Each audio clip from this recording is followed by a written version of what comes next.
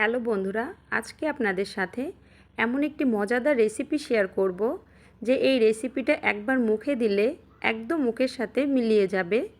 আর এর ভিতরটা এত সফট যে একবার খাবে তাকে কিন্তু দ্বিতীয়বার বানিয়ে খেতেই হবে। এই ভীষণ মজাদার মিষ্টি রেসিপিটা আমি শুধুমাত্র সুজি দিয়েই তৈরি করেছি। রেসিপিটা কতটা যে মজাদার হয়েছে সেটা আপনারা ভিডিওটি না টেনে দেখুন, তাহলেই বুঝতে পারবেন। বন্ধুরা, আজকের এই রেসিপিটা ভালো লাগলে আমার চ্যানেলটি অবশ্যই সাবস্ক্রাইব করে দিবেন, পাশে থাকা বেল বাটন ক্লিক করবেন। সুজির এই রসবড়া রেসিপিটার জন্য আমি প্রথমে নিয়েছি 2 কাপ গরুর দুধ। এখানে আপনারা যে কোনো লিকুইড দুধ নিতে পারেন। এই দুধটা এখন আমি খুব ভালোভাবে ফুটিয়ে নিব। তো এর ভিতর আমি দিয়ে দিচ্ছি আধা কাপ চিনি। চিনিটা আপনারা আপনাদের স্বাদ বুঝে দিতে পারেন, যদি মিষ্টি বেশি খান একটু বেশি দিয়ে দিবেন। 2টা এলাচ দিয়ে দিচ্ছি মুখটাকে একটু ফাটিয়ে নিয়ে। এখন দুধটা বলক উঠে গিয়েছে আর আমি এটা 5 থেকে 6 মিনিট ফুটিয়ে নিব। তাহলে এই দুধটা কিছুটা ঘন হয়ে যাবে এবং দুধের একটা সুন্দর ফ্লেভার আসবে।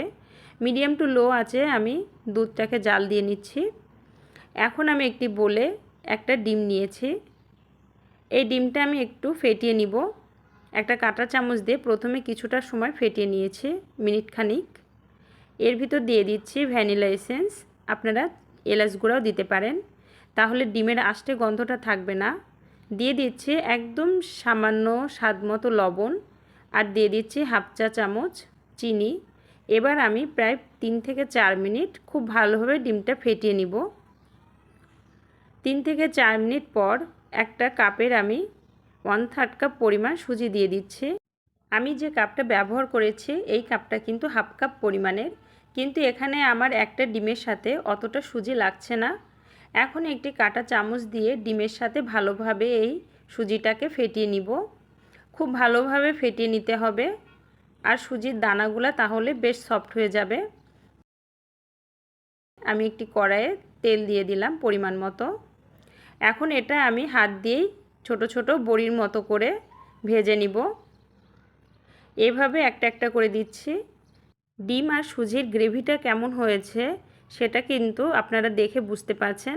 এর কনসিস্টেন্সিটা কিন্তু খুব বেশি শক্ত করলে হবে না, একটু নরম রেখেই এই মাখনিটা কিন্তু মাখতে হবে ডিমের সাথে।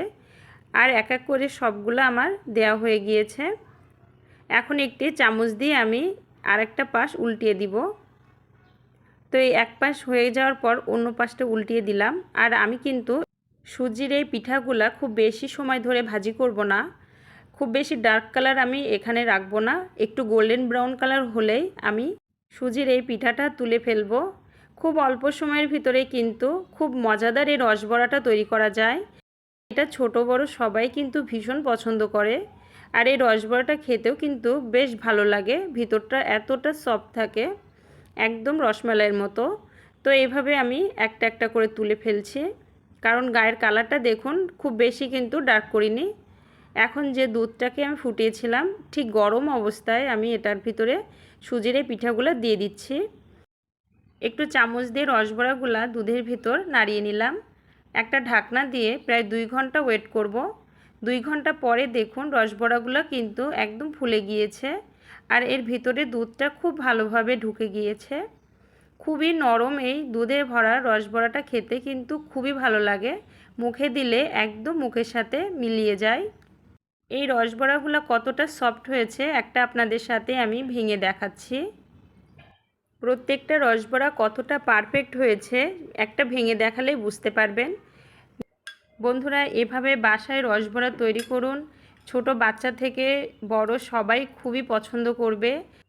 আর আমার এই রসবড়া রেসিপিটা ভালো লাগলে কমেন্ট করে অবশ্যই জানাবেন। লাইক এবং শেয়ার দিতে ভুলবেন না।